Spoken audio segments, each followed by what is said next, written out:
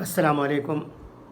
بہت ہی رنج و غم کے ساتھ یہ خبر سنا رہا ہوں جو آج کے اخباروں میں پہلے صفحے پر شائع ہوئی ہے۔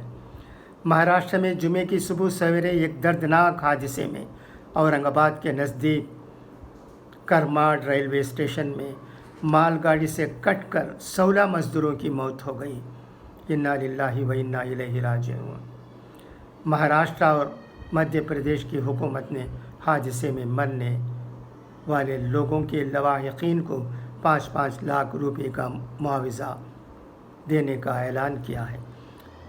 صدر رام ناتھ کووند، نائب صدر وینکیا نائیڈو، وزیر اعظم نریندر مودی، ریلوے کے وزیر پیوش گوئل، مہاراشٹر کے وزیر اعلیٰ ادھو ٹھاکرے، مدھیہ پردیش کے وزیر اعلیٰ شیوراج سنگھ چوہان، دہلی کے وزیر اعلیٰ کیجریوال، مغربی بنگال کی وزیر اعلیٰ ممتا بنرجی اور دیگر کئی لیڈروں نے اس دلخراش حادثے پر گہرے رنج و غم کا اظہار کیا ہے۔ ہندوستان کی معاشی ریٹنگ کے متعلق موڈیز نے جمعے کے روز کہا کہ منفی نقطۂ نظر سے بڑھتے ہوئے خطرات کی عکاسی ہوتی ہے۔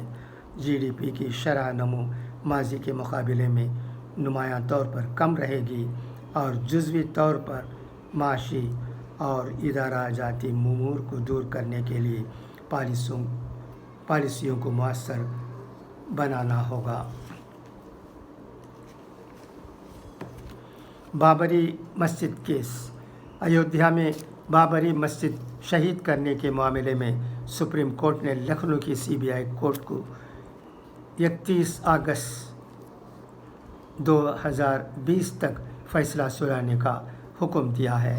اس معاملے میں بی جے پی رہنما ایل کے اڈوانی، اما بھارتی اور مرلی منوہر جوشی ملزم ہیں۔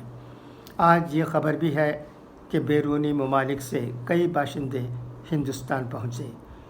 بیرون ممالک میں پھنسے ہندوستانی شہریوں کو ملک واپس لانے کا سلسلہ شروع ہو گیا ہے۔ دیر رات یونائیٹڈ عرب امارات سے آئے لوگوں میں 363 ہندوستانی شہری سوار تھے۔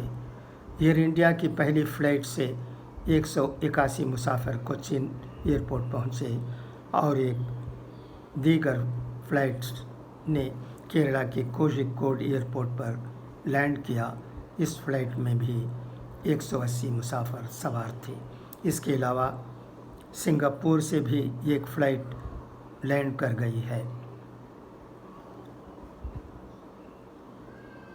تمل ناڈو میں 600 مزید کیسز کووڈ-19 کے ہو کر اس صوبے کی کل تعداد 6009 ہو گئی ہے۔ صرف چنئی میں 399 نئے کیسز ہوئے ہیں۔ وزیر صحت ڈاکٹر وجے بھاسکر نے کہا ہے کہ ڈریں نہیں، بہت سے احتیاطی قدم اٹھائے جا رہے ہیں کووڈ-19 کو مکمل طور پر کنٹرول کرنے کے لیے۔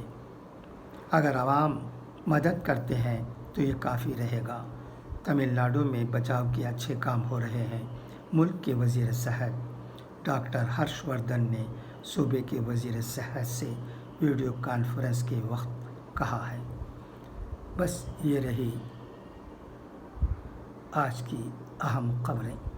خدا حافظ، فی امان اللہ۔